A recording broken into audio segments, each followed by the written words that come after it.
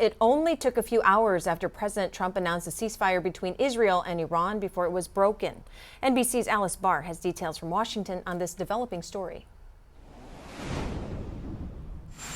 President Trump says a ceasefire between Israel and Iran is back in effect and that Israel is not going ahead with a planned attack on Iran. Israeli Prime Minister Benjamin Netanyahu's office confirming Israel refrained from further attacks following a Trump-Netanyahu call on Air Force One directly after these comments. We basically have two countries that have been fighting so long and so hard that they don't know what they're doing. The ceasefire appeared to be unraveling almost as soon as it began in the early morning hours. Israel accused Iran of violating it by launching missiles and promised powerful strikes in Tehran. Iran denied violating the truce, accusing Israel of being at fault. These guys got to calm down. It's ridiculous. President Trump initially announced the pause in fighting was in effect, with Israel and Iran both agreeing following a wave of Iranian attacks that killed at least 4 people in southern Israel. A senior White House official saying the ceasefire came together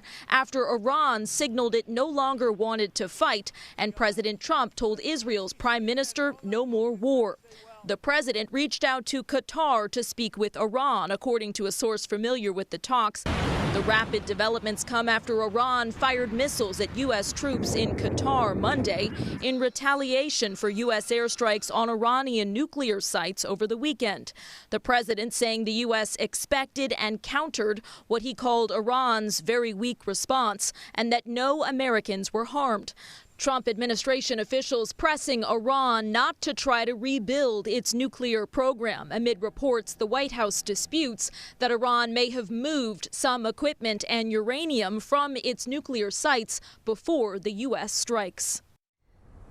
Well, the man you'll hear from in just a few moments travels to Israel regularly for work. It's something he's used to.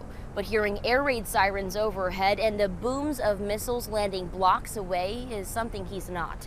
He's holding his family extra closely tonight after 12 days away he will never forget.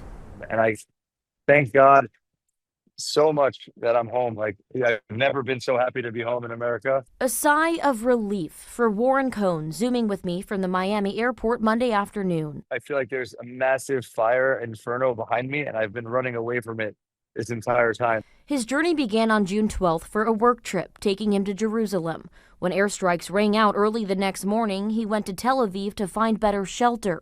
All of last week, with the lack of sleep, I was trying to figure out how to evacuate. The scariest part is when you hear those interceptions above, there's about 15 seconds where it could still hit your building and you're just praying that it's not your building. Sunday, he made it to the Jordan border on his way to Qatar, but not without a close call. I got my first air raid siren where I didn't have a shelter, and we all jumped into a ditch. Monday, he's grateful to have been on one of the last flights out of Qatar hours after Iran's retaliatory strikes. About 2 hours after we took off, Qatar closed the airspace for what we just found out was a missile attack. What's going through your head right now? You're about to see your kids, your wife for the first time. How are you feeling? I'm going to get down on my knees and I'm going to squeeze the crap out of my kids. I go to Israel a lot and it's always far, but being stuck, it's so much further. When you don't know how you're going to get home,